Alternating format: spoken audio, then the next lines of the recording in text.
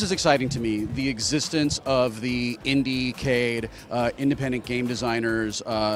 It's more of a pavilion than a booth, which is also great here at E3, at a conference that has always been dominated by EA and Sony and Microsoft and Nintendo and huge companies. I think it's fantastic. It's great for gaming, and it's great for creative people that we have an entire area here dedicated to designing and selling and playing independently produced games. Would you just talk a little bit about how you came to be here and what you're doing? Yeah, so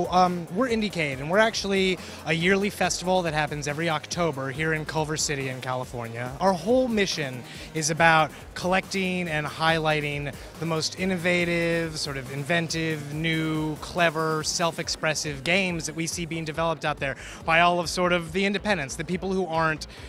working with big publishers, who don't have a lot of money, who are doing this sort of out of the passion in their hearts because they have to say something this way, or there's nothing else they can do except make games, you know? And we look every year at all of those games, or as many of them as we can get our hands on. We pick a selection of what we think is the best, with sort of a preview of what we think will probably be coming down the pipe in October at the festival.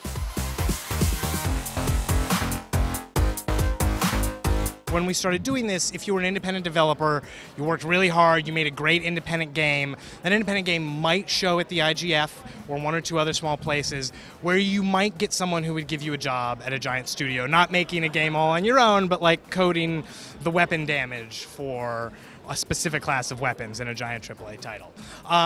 But because independent games have been growing at such a rate, and because we have digital distribution, because of the growth of Steam, because of iOS and Android and this stuff, there's now tons of ways for these games to get out here. And what that means more than anything else is with more exposure and with a really low barrier to entry at that first level,